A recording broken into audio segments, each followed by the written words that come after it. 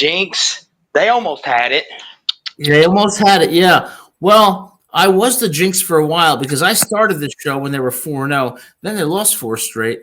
And thank God they rebounded a bit and won 3 of their last 4. And ironically, Kansas State had lost 3 of their last 4. But what I saw tonight was that Kansas State was just more talented. And when they settled down, Rutgers had no answer. Hey, and I want to bring this point up because I think it's an interesting point. This was a shootout of a game, and honestly, if you would have told me that Kansas State would have scored 44 points, I would have said Rutgers has got no shot. This is going to get ugly. But the fact that Rutgers hung with them, and the fact that it was only a 3-point win for Kansas State, I have very high hopes a little bit now for Rutgers, knowing that they can win these type games, because you always get the mindset, especially in the Big Ten, Rutgers is going to win those 21-14 type ugly games. Do you see, Adam, as a Rutgers fan, even without your best player going forward, do you think Rutgers can maybe put more of these 30, 40-point games together? That's a great question. And I think that the answer is yes, because Ethan Kaliakmanis is coming back. A lot of their starters are returning on the offensive side, not as many on the defensive side. But I think you make a great point. They were competitive against teams, even last year, that you wouldn't normally think Rutgers would be competitive against. For example, in the bowl game last year, they beat Miami. They were very close with Illinois. They were very close with, admittedly, a mediocre Nebraska team. But against teams that traditionally have blown them out, they've been competitive. Where I think they are right now is kind of like a step below Iowa, where I think they have the potential to break through, but I think they need more depth. And it always comes down to you got to win those close games. And so I guess my answer would be I think that they are going to improve, but I think it's going to take a few more years. Well, and you make a great point how Rutgers, still has trouble closing and winning these close games. There was a few games this year where, even though the Washington game, first one that comes to mind, where they had to hang on and win that game. That game became closer than it needed to be, but Rutgers was able to close it out. But you look at the game, like later on down the line, Rutgers reverted back to old Rutgers.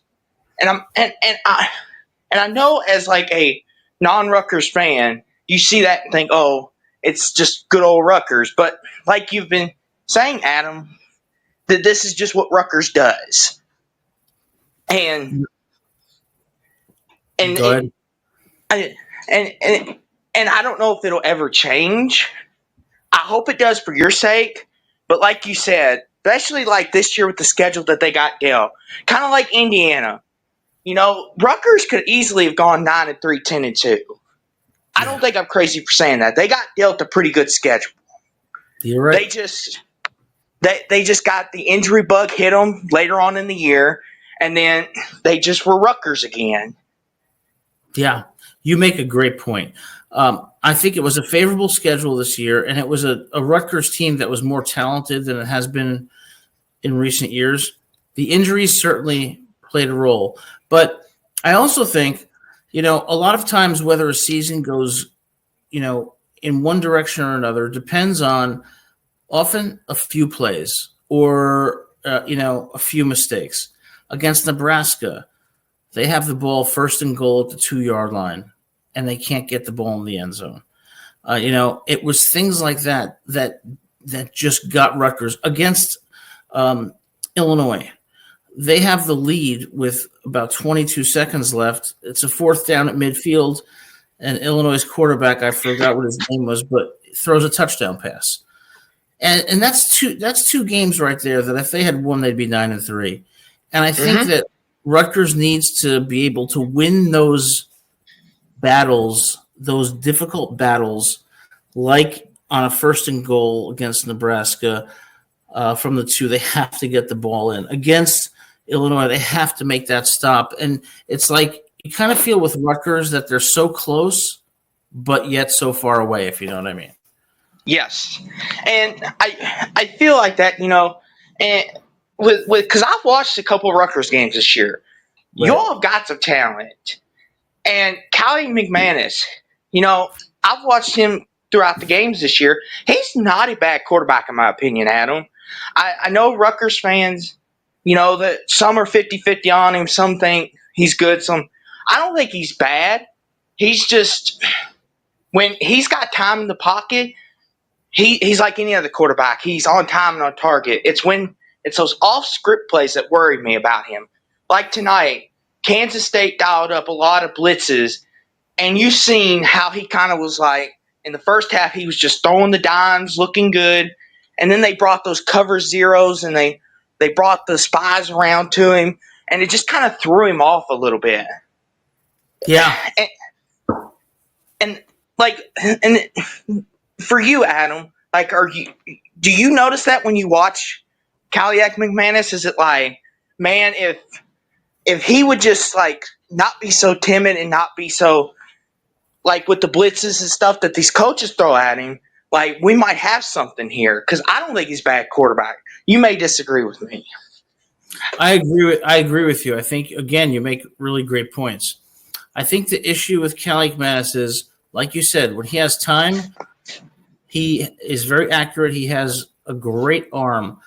But when he gets pressured or when the pocket breaks down, that's when he's very inconsistent.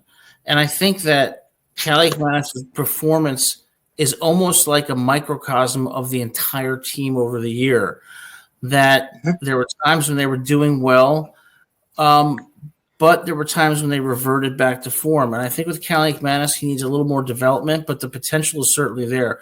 I would give him a grade of a B on the year.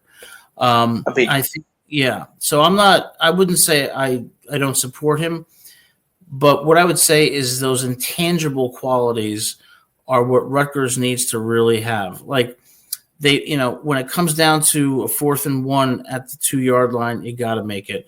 When you're under pressure and the play breaks down, Callie McManus, you got to hit that 3rd down, and he did that to an extent tonight. But again, there was that inconsistency. And I think it goes back to culture. Like when you talk about reverting back to Rutgers, like the Rutgers historically, you got to have a coaching staff that changes the culture and that does not accept that and that pushes these players to hold themselves to a higher standard. Now, how do you do that? I mean, that's difficult. But I do think that the culture at Rutgers, I think if it was more like a Nick Saban type culture at Alabama, you can effectuate consistency by helping players to improve their mindsets and the intangibles that win those close battles, like against Nebraska or on that 4th down against Illinois. I just don't think they're there yet, but I do think they can get there. So I would agree most with your general point. And I'll say this too, Adam. I don't think he was the reason y'all lost this game tonight. I truly don't. I think he played one of his better games. I think the defense let you down. And, as we have to take it with a grain of salt because, all these teams are dealing with opt-outs, injuries. So I won't judge like too harsh. No matter what team you are, every team's dealing with opt-outs. But Avery Johnson, in that running game, if Rutgers doesn't, it's very concerning for me, Adam. Watching that, and I get, like I said, the opt-outs. This was a chance for your young guys to show you, hey, our front line was really good, but now the young guys, with all these opt-outs and stuff and these opportunities that they've been given, the run defense absolutely crapped the bed tonight. Dylan Edwards, Avery Johnson, they were the reason Kansas State got back in this game. Yeah, you're totally right. I agree with you 100%. This game is not on Callie McManus. And you would think that when there are opt-outs, the younger players, who I'm sure want to play all year, would look at this as an opportunity to show themselves as worthy of earning a starting position. What lost this game, particularly in the second half, the defense couldn't stop them but it was so glaringly bad in how open, especially the running backs were. And you have to wonder, again, it goes back to what I was saying about the fourth down against Nebraska and against Illinois. Rutgers needed one stop tonight to win this game. When they needed it, they didn't. And you would think the players would play with a sense of urgency that I didn't see there in the second half. I saw more of a collapse. And that's why I say they're going back to the Rutgers of old, because the Rutgers of old always seemed to have that mindset where when things got difficult, they couldn't get over the hump. And that's what I saw tonight, and that's what's discouraging. Yes. And there's the good and bad to the situation. It's good that your offense is putting up these points and that that Caliac McManus can do this. But it's also bad to know, oh, Lord, we're giving up 40, 44 points in case of tonight, and we can't stop the run. Yeah. And that's just one of them. It's just like a head scratcher. And I've noticed that with Rutgers too, that's been their Achilles heel all year. Even when y'all were healthy, there were stretches where y'all couldn't stop the run. In my opinion, like Washington, like in that Washington game, that's what you were able to stop them. But like against these teams that could run the ball a little better, it showed up. Injuries or not, I feel like that maybe they need to beef up more on the D line, or Schiano needs to do a little something different there, because that seems like that may cost them a lot more than what it did tonight if they don't get that problem fixed. Yeah, I agree with you. I think they need to beef up on the D line, and I think that when I look at this game tonight, you're right. You really can't blame the injuries, because there were times when they were relatively healthy that they still couldn't stop the run. What bothered me about tonight was that they held Kansas State to 17 points until about midway through the third quarter, and then everything collapsed. So it showed me they have the potential to do it, but then everything went sideways on them. Now, maybe you could say that Kansas State made adjustments, but they should make adjustments too. And it's like a tale of two halves, and this season is like a tale of two teams. And that's what Rutgers has been for a large part of its history, even worse than that, until they solve that and get more consistent. I think the answer is the culture needs to change. We need to get better players, and you need to win kind of like you need to win those inches, those very critical downs during a game that really determine the outcome. I don't think Rutgers has done that. And with the schedule next year, if they don't make those improvements, we're going to be looking at a season that could go sideways. Mm-hmm. And you bring up some great points, Adam, that I want to touch on. Kind of going, now into the off season. For you as a Rutgers fan, what's one thing you want to see Greg Schiano address in recruiting or the portal? Like from what you saw throughout the year and tonight, what's one thing you're like, we need to hit on this or else it could be really bad? What's the one key thing? The one key thing for me is I want Schiano to get great players who are physical and that can dominate in the trenches, because that's where I think Rutgers falls short. The second thing I want to see is a culture change. I want Schiano to change the expectations of Rutgers. I don't like hearing we're so proud to go to a bowl game. That's not the standard at schools like Ohio State or Oregon. Nope. I want them to change the culture, but I want them to get players who are physical at the line of scrimmage. And that's where I think they need to improve the most. Well, and we talked about this last time I called in, but Rutgers has always been kind of that Big Ten team that every now and then they'll get a top 20 win, and Greg Schiano will get the talk of the town that week. Oh, look at Rutgers! They beat a top 25 Iowa team or Minnesota, or throw one out there, and Rutgers will be like, oh yeah, and then they'll lose it the next game. And then it's like, oh well, it's Rutgers. Yeah, that's a great point. And to me, that goes back to the culture because there is no excuse for that. And Rutgers has always been one of those teams where when you play them, you have to play well to beat them, but they don't really scare a lot of people. I mean, they have the potential to defeat a good team, but typically what happens is they'll win and surprise people, but then revert back to form and lose to a team that they should be. And I think the only answer to that is yes, you need players in the trenches who are going to be physical and dominate the line of scrimmage, but there's a culture problem, I think. And when I see Coach Schiano talk, I wonder if the culture at Rutgers is a culture that says we want to win a national championship and the standard is extremely high. I don't know if that culture is existing at Rutgers, and I think that is a problem. And it feels like to me, Adam, that Rutgers goes 8-4. You all are ready to hang a banner for that, right? And I understand that if you're, I can understand if like you're Vanderbilt or in Indiana, like I know there's jokes going around that Indiana's going to hang a banner for going 11-2, all that, ha ha ha, but.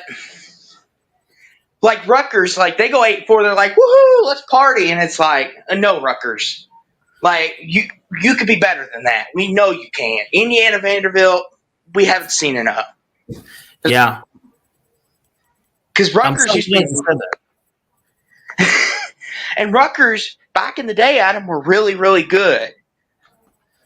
Yeah, and I'm glad you said that because, if they went 8-4. The university, I'm sure, and the fans would have been like, this is a great year. If you go 8-4 at Alabama, the fans are going to think the coach should be fired, and they're going to, they will never accept that. So why is the culture such that we would accept 8-4 or even 9-3?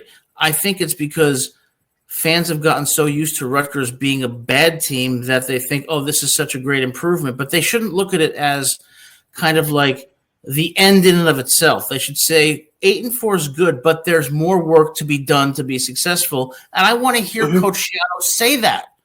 And I don't hear him saying that. And that's what I think is a problem. I don't want to sit there and say, we're so happy to be in a bowl game and be at the Rate Bowl. No, what I want to hear is we're happy to be here, but this is the beginning of the journey, not the end, because our goal is to win a national championship. And that's the problem, I think, with the culture at Rutgers. They don't do that. And it's one of them things too, Adam. It's something that is going to go takes time to accomplish. Like in anything, you have to be patient. Yeah. Like Indiana, they're a great example of that. Everyone thinks, oh, this is going to be the standard now, Signetti. And it's going to be a rude awakening next year when they go 8-4, 9-3, which will still be great for their standards. Right. But when they don't make the playoffs every year, they're going to start. They're weeping again. But for Rutgers, I agree with you. Do we expect Rutgers to win the Big Ten every year? No. But it would be nice to see them there in the title game. Yes.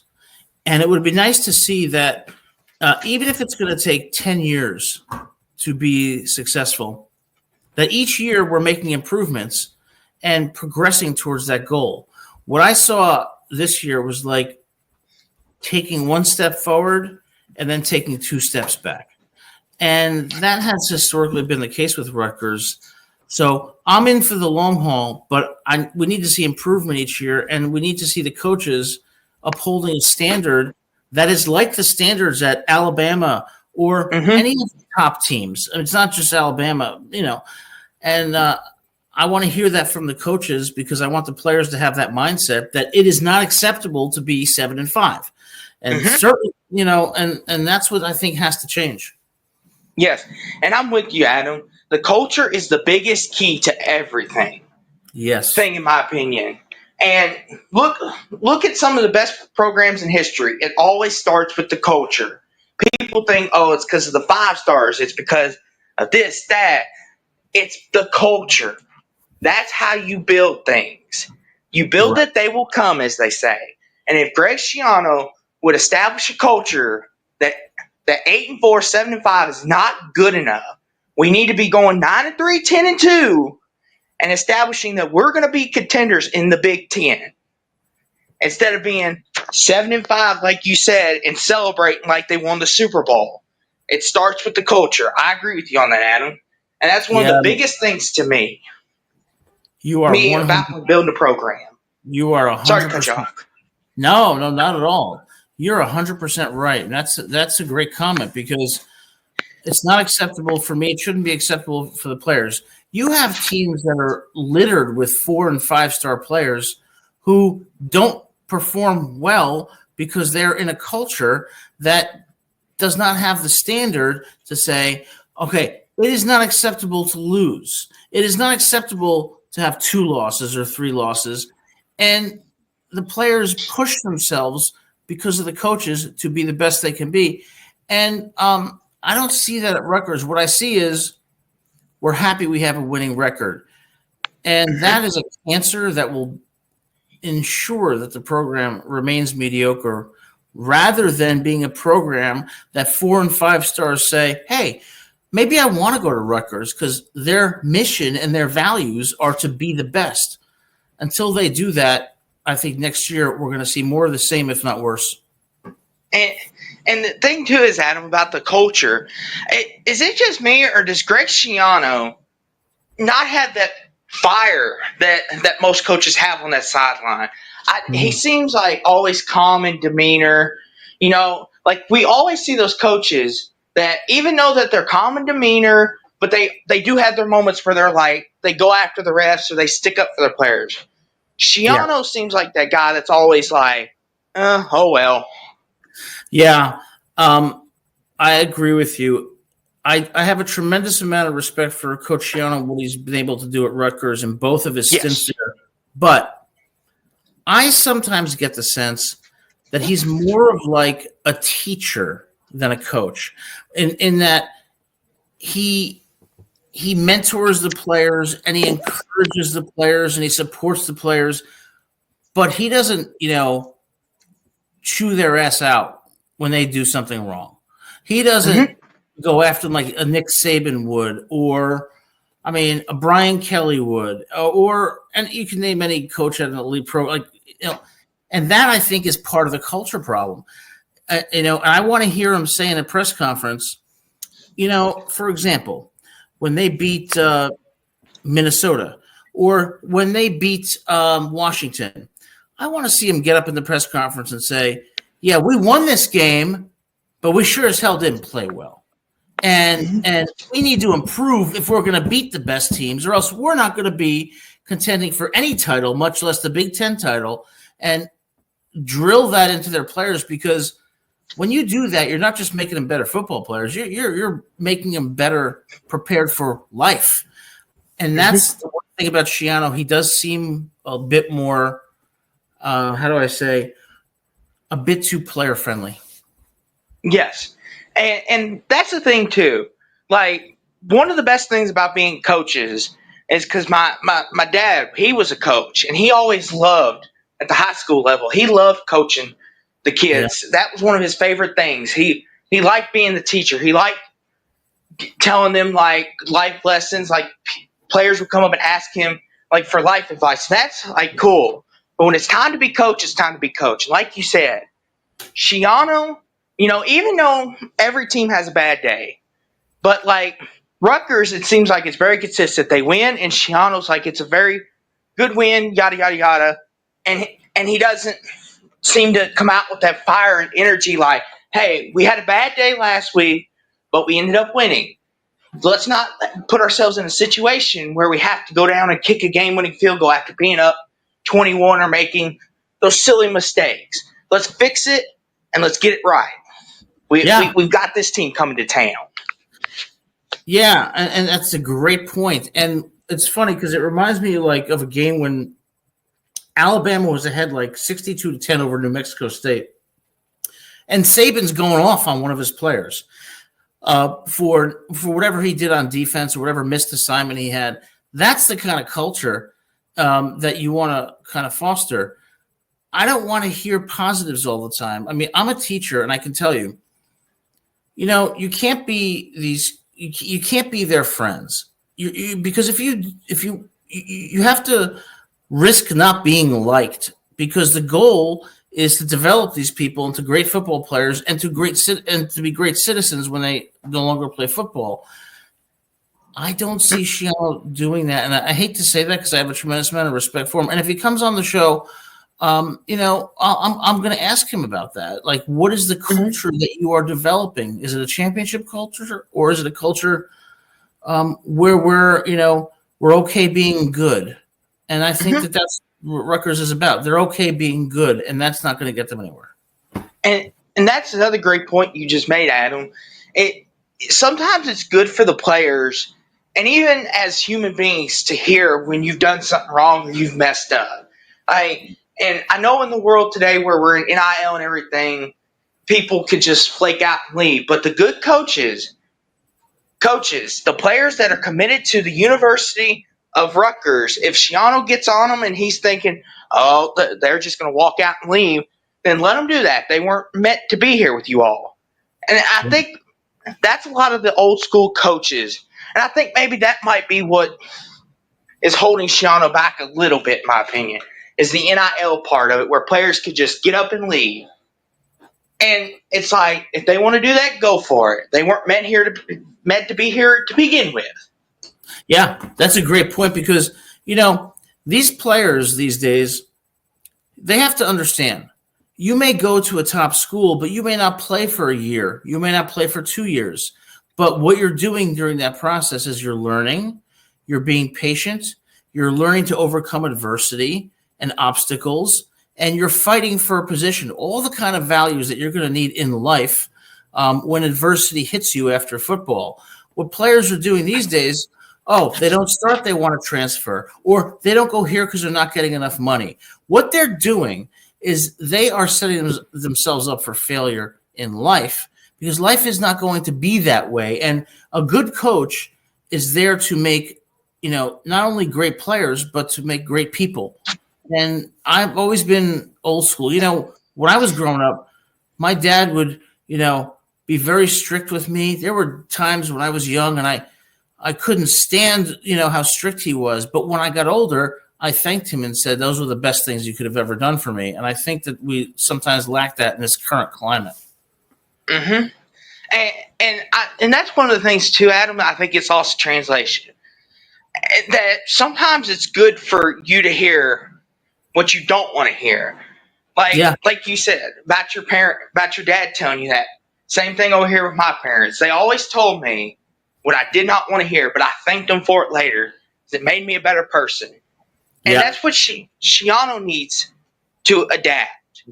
Instead of money, money, money, money, money, money. And then people will be like, oh, Shiano's too old school. We need to get rid of him. And then there comes that problem. There's no winning either way, Adam. That's the thing that frustrates me about this situation. Because you could set a culture to say, guess what? You come to Rutgers, we're going to play hard-nosed football. We're going to be physical, and I'm going to teach you life lessons, but we're going to win football games. But then they're like, where's the money? There's no winning. It's frustrating. Yeah, and I would say to a player who was asking about money, you know what? Why don't you go somewhere else? Because we're looking for people who want to win a national championship. And if you stick with the process and learn how to overcome adversity and hold yourself up to the highest standard, you will be successful. And you know what that does? That kind of culture weeds out the elements that do not belong there. It weeds out the mediocrity. But the perfect example of this is when Rutgers lost 42-10 at home against a pretty average Wisconsin team. In the press conference, what did he say? Yeah, we didn't show up today. I got to coach better. I'm not sure what it was. No. What you should be saying is, this is completely unacceptable for Rutgers football. And Rutgers football will never accept this again. And these players are going to hear about it. And if they play like this again, they won't be playing at Rutgers anymore. And that's what's lacking. We need a culture change. Adam, you're preaching it, because that's the way I feel. I've said this multiple times to people that will listen. As a coach, you need to get on them. You need to tell them what they don't want to hear. And it's like after a loss like that, like you just said, to a mediocrity Wisconsin team who missed the bowl game, which makes it even worse now for Rutgers. The next game, they should come out with their heads on fire and want to high stepping into that end zone. Yep, you're damn right. And that's why, when you coach people like that, that's when they win those battles on 4th and 1 from the 4th and goal from the 2-yard line. That's when, when the times get tough, they come out on top. And I think we're living in a culture where players are coddled, where they're looking for instant gratification, or where they're valuing money over developing as people. And when you do that, you're setting them up for failure in life. When I teach my students and they ask me, was my paper good or my exam good? I don't enjoy saying, no, it wasn't. And I don't enjoy seeing the disappointment on their faces, but I know that I'm helping them in the long run, even if they don't see it now. And if Shiano doesn't do that, next year it's going to be worse than this year, and we're never going to get the kinds of players that are going to win championships. I'm sorry. Mm-hmm. And I'm like you, Adam. I have all the respect in the world for Greg Schiano. He's a legendary head coach. But if Greg Schiano does not want to set a culture, you don't ever want to get to this point with a coach. But you may have to, the AD and company may have to sit him down and be like, listen, we have higher standards here. We respect everything that you've done for Rutgers and how you've put us back on the map, and we're going to bowl games. But we want to be in the conversation for the Big Ten title. We want to be playing in the higher bowl games. We don't want to be stuck down here in the Rate Bowl every year. Yeah. You don't want to have those conversations. But if it doesn't get fixed, like you said, Adam, it could come to that. I hope it doesn't for his sake, but it could. Yeah, again, great points. I mean, it's funny that with the way we're talking about how we should treat young people, it's like in a way I feel like I'm doing the same thing with Coach Schiano. It's like I have a tremendous amount of respect for you, Coach, but I'm going to tell you something you don't want to hear. You're not creating the kind of culture that's going to, much less win championships, contend for the Big Ten. And sometimes you got to tell people that you respect and admire the truth. And when you do that, I think you're helping them and making them better, and you're creating the kind of values that will make not only the team successful, but the people successful in life. And I worry that in the last, decade or so, our young people are getting the wrong message from coaches, from teachers, in which they're not being held to those old school values. And at the end of the day, when football ends, if they don't have those values, I don't think they'll be successful. I think we do a disservice to them. Mm-hmm. And complacency, Adam, is one of the biggest things I see in the sport today. Yep. And it's not just Rutgers. It's with a lot of teams. Like Rutgers, since this is the Rutgers channel, they have shown it a couple times this year, complacency. Yep. And that goes on the coach. Because as the coach, you're supposed to get your players ready. Even after a big win or big loss, you're supposed to be like, enjoy it, take 24 hours, but be back at practice. We got to get ready for Wisconsin this week. Yeah. Let's hit it again. You're damn right, because that reminds me of when Alabama beat Georgia and the next week lost to Vanderbilt. It's like so many people cannot handle success. People think failure is bad. You know what might be worse? Success, because when you get success, you start thinking how impressive you are, and you get complacent, and you think you can beat anybody, and you don't think you have to go through the blood, sweat, and tears of preparation that you used to do. And that will kill you in life, and that will lead to inconsistency. Mm-hmm. And like tonight, Adam, I'll say this. On paper, like you said, Kansas State, on paper, they're a more talented team. But on the field, what I saw tonight, even with Rutgers having all their young players, that's a coin flip game if they played it in a best of 7, in my opinion. I think you could play that in a best of 7 series, and it's a coin flip each time. Yeah, and I think it comes down to I think it would go to a 7th game, and I think it would come down to those critical plays, and to be successful when competition is so close and the margin of error is so small, you got to have that mindset and those values. That's where training and preparation and culture comes in. If you listen to Greg Schiano's press conferences, he doesn't sound angry. He doesn't sound like he's going to demand more of his players. And, like I said, Coach, I have a tremendous amount of respect for him. But if you're creating a culture where good is the standard, you'll never be great. I agree. Yeah. But I want to say this, though, Adam. A couple more things I want to touch on with you. Coming into this year, Rutgers, generally everyone would say their ceiling is 6-6. And Right. that's fair and you've even said that. But coming into this year, Adam, I had Rutgers going 9-3. I was disappointed because, and I can only imagine how Rutgers and you feel, but that was my ceiling for you guys. I was like 9-3.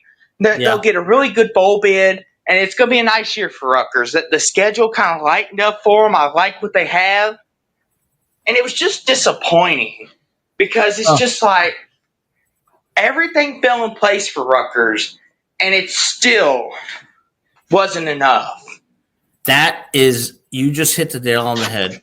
Everything was lined up for them. And I think the turning point in the season was the Wisconsin game. After they lost to Nebraska, they've got Wisconsin at home, a Wisconsin team that lost, 42-17 at home to Alabama. And they came out and were terrible. Instead, they should have come out with a sense of urgency and a fire that said we cannot be beaten. They should have prepared with a standard that winning is the only thing that matters. It's unacceptable to lose. It's unacceptable. Instead, they came out the opposite, and I think that reflects culture. People often say it reflects coaching. I think that if you do not have a good culture, you will not be a good coach, because no matter what you try to get these kids to do, if they don't have that kind of hunger and that kind of urgency, they won't be successful. And what happens after football ends when they face adversity in life, personally or professionally? What's going to be their response to failure? What's going to be their response to adversity? Well, I just don't see that culture at Rutgers. And you're right. It is extremely disappointing, because if we couldn't do it this year, one must wonder, when will we ever do it? Mm-hmm. And I got to say this, Adam. Y'all are some dedicated fans. Your stadium, you all, the blackout game y'all had on Fox, that was a scene. And I knew Rutgers fans were legit, but I didn't know they were that legit. Y'all have passion. The fan base is there. Yeah. It's like you said, the culture, though. If Schiano could get this culture right with the fan base behind them, Rutgers is going to be a team to be scared of in the Big Ten. I'm telling you right now, they're good. I appreciate that, and thank you. I think that you're exactly right. And when you look at that Washington game, those fans came out. That stadium was rocking. But how can you beat Washington? I think it was 21-18, and then lose by 32 to Wisconsin. That is just not acceptable. And the players need to know that. The players need to feel the pain of losing, and they need to feel, bad about failing, and they need to learn how to respond to it. I think that Schiano doesn't always impart that to his players in the way that a Bear Bryant would, a Nick Saban, a Bill Parcells, and I think what you see on the field reflects that culture, and that's why we're 7-6 when I think we could have been, quite frankly, 9-3. 9-3. Yeah, I was going to say 9-3. Because there was a lot of games, like you said, that could have went either way. But right. The thing with me is, Adam, I agree with everything you're saying. The thing with me is sometimes you figure out what a team is after they get punched in the mouth or they take a real heartbreaking loss. Right. And this to a lesser extent. But I'm going to use Michigan, right? They were coming in riding the high of beating Ohio State. They won the game. They won the Big Ten 2 years in a row. And then they laid an egg against TCU. Yep. And everyone was like, haha, you lost to the the Big 12 team that has no defense.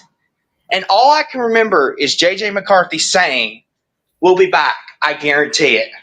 And they Yep. were back the next year and they won the whole thing. Yeah, and I'm so glad you brought that up because that team was an old school national championship team because number one, they were a team. Number two, everybody believed in the standard of it's national championship or bust. And when they went into the Rose Bowl against Alabama, everyone thought Alabama was going to walk all over them. And they completely dominated Alabama. And they dominated because they had that mindset. And that's why they went into Columbus and won 13-10 this year. I mean, you got to have that kind of culture where a Michigan team that really had a bad year goes into Columbus and knocks off Ohio State. Those are the kind of players, and that's the kind of culture that allows that to happen. Rutgers, on the other hand, goes to Ohio State last year and plays them pretty close for about 2.5 quarters. Well, it's not good enough. And, good is not good enough. And I do hope I've invited Coach Shiano on the show, and I hope he comes because that's going to be the first question I ask him. And the points you raise are right on the money, and I appreciate them. And the thing, too, is, Adam, I feel like Rutgers, they fit this scenario perfect. They need to watch that. Just that clip right there where he says, "We'll be back. I guarantee it." He didn't say, "We'll be back." He said, "I guarantee it." That's what stuck out. He guaranteed they would be back. Like, you know how hard it is to win it, let alone win the Big Ten, but then to also say you're going to be back in the playoffs and you're going to win the whole thing? Like, that's hard. Yeah, and then he goes and does it. And you know what he did in that game in the Rose Bowl? They were down, and it was a 4th and 2, and they converted. He threw a pass, I think, in the flat to Blake Corum. But because of his mindset, because of that culture, they were prepared to succeed in those critical moments, whereas Rutgers is not, and I think that showed tonight. And it's just one of them. It's a very disappointing end to a season. And overall, I'll say this, Adam, on Rutgers. Going forward, like you said, you got to see those changes because as a fan, and just as a fan of college football, I want to see Rutgers succeed. Not just for you guys, but for us as a consumer because it's good for the sport to have variety.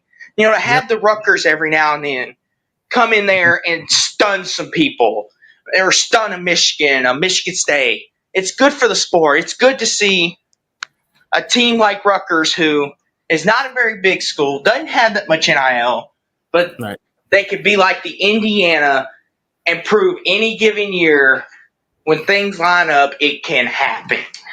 Absolutely. And, I want it to be where when a team like Oregon next year comes to Piscataway, you know what? College game day is going to be there because this is a game Rutgers could win.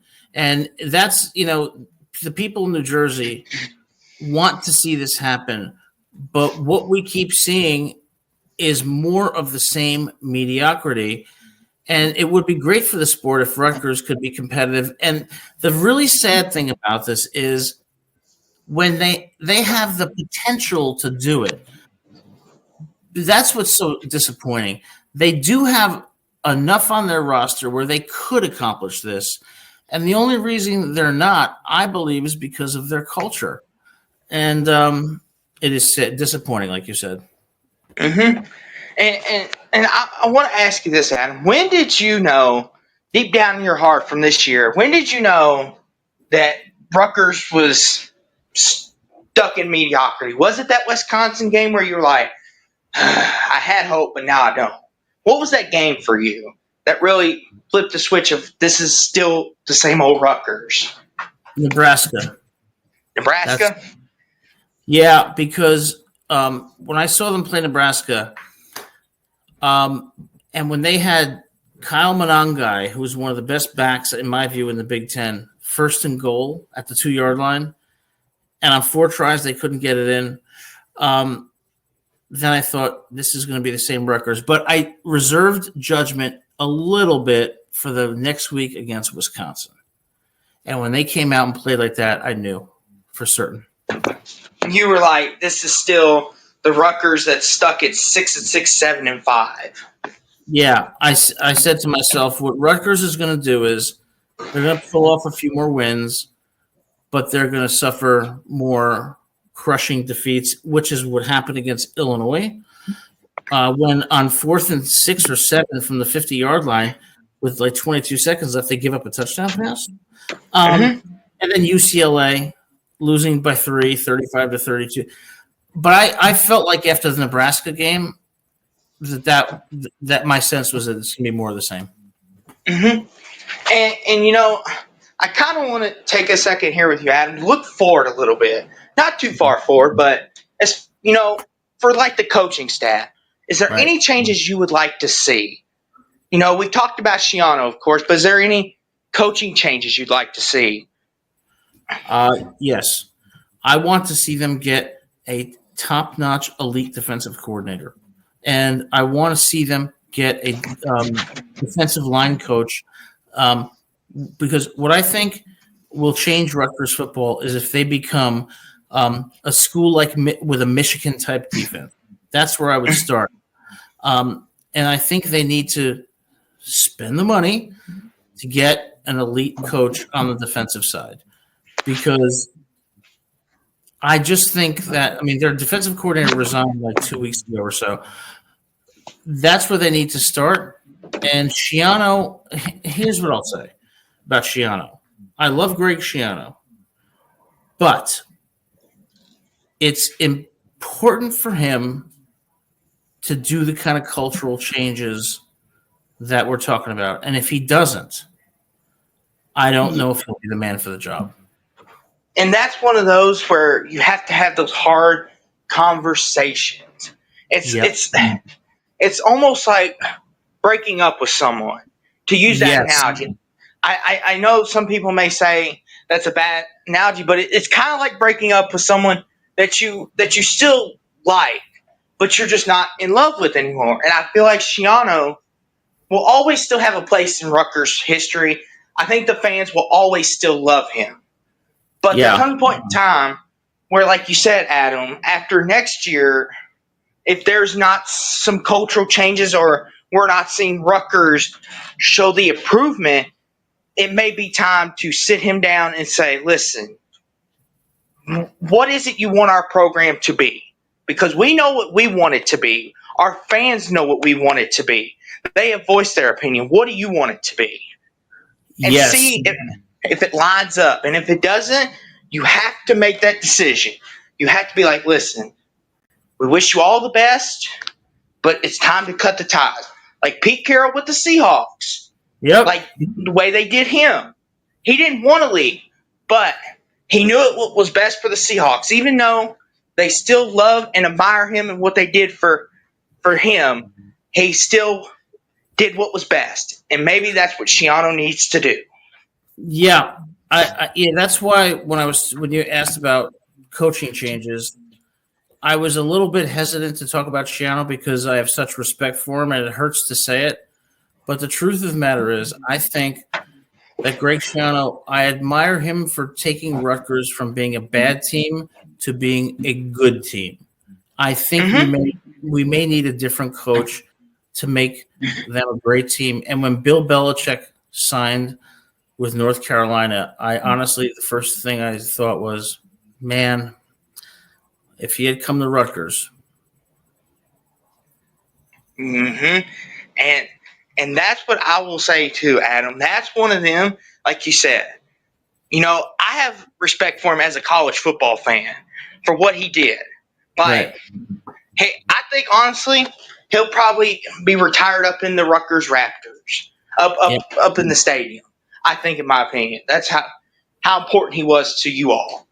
But like you said, when Bill Belichick got hired, that sent a statement because Bill Belichick's old school. He's old school as it gets. Yep. So there still is hope for the old guys. Schiano, this is your wake-up call. Please, Schiano, we don't want to have to do this. Well, not me, but Adam and his Rutgers fans. They don't want to have to kick you out. Yeah, I think that as much as I love Coach Shiano and I admire everything he's done for Rutgers, my feeling is that it's not in his personality to be the way that a Belichick or a Bill Parcells would be, or a Nick Mm-hmm. Saban would be. But I think that's what we need. Mm-hmm. I'm Yeah, with you. yeah, I appreciate it. And I'll say this too, and a lot of it goes into we also with Shiano. Besides the culture, we got to see what roster changes he makes because, like you said, you want to see more beefy physicality on that defensive line, like Yeah, the secondary. The secondary looked good tonight, although Kansas State was more focused on the running attack. We didn't really get to see the young guys as much right. as I would like. I would have preferred. That's when Kansas State, when y'all drew them, I was like, at least we see Rutgers D line in action. But as far as their secondary, their young guys, I'm like, this is a good matchup for them because Kansas State's run heavy and then throw some. Right. Yeah, I agree with you. I want to see our defensive line disrupt the quarterback more and get that push so that we're thrown off the quarterback's timing. I just don't see us winning in the trenches like Michigan last year. They won in the trenches. We Mm-hmm. need to have those kind of roster changes, but I think that those kind of roster changes are an extension of a coach who wants to win a national championship. Mm-hmm. And I think that Shiano is kind of like I think he's a transitional coach who is going to bring Rutgers back to legitimacy. And I think there's going to be a coach after that. If Rutgers is truly committed to being a national title contender, the next coach is going to be more of an old school coach. And I think, someone like a Belichick or someone from the old school mode of thought is what we need. Mm-hmm. And Adam, I don't want to go too far off on a tangent here, but this is what is upsetting. I see people all the time when it comes to Rutgers. I see people pick on your offense that they need to be more modern. They need to be more Lincoln Riley esque. Oh, Rutgers offense is not the problem. It's the defensive line. yep. I keep trying to drill it in people's heads, especially my family, because they're like, if Rutgers would just be something like USC or something like that, they would be able to beat all these teams. I'm like, it's not the offense. The offense is just fine. Like the offense is doing their part for the most part. Every I now and then they agree. lay an egg. Well, I agree with you. And as far as Lincoln Riley goes, look at his record the last 2 years. Defense wins championships, and Michigan Yes. proved that last year. And historically, that's what wins championships. Our offense, at the very least, our offense is efficient. And Mm-hmm. if we have a great defense, we can win games 20-13, 17-14. But as tonight showed, giving up 44 points, we don't have the defense, and that's where we got to start. Mm-hmm. And Adam, if I was to tell you Rutgers scores 41 in this game, you probably would have told me they would have won, correct? 100%. Like that's not on the offense. 100%. They would have won. The offense scored 41 points tonight. There's nothing about the offense that is to blame in this game. It is the defense, and it was shocking how bad they played. But anyway, I'm going to end the show shortly. So, but I want to say, man, this was a great call, and I hope you call in. We're going to be on every week. I hope you keep calling in because it's always a great discussion with you. Yes. And Adam, I hope for you for our ride off, I hope Rutgers has more bright days ahead for you. Thank you. I don't want you to be ranting and raving every week. Although it might get views, but be ranting and raving about how Rutgers lost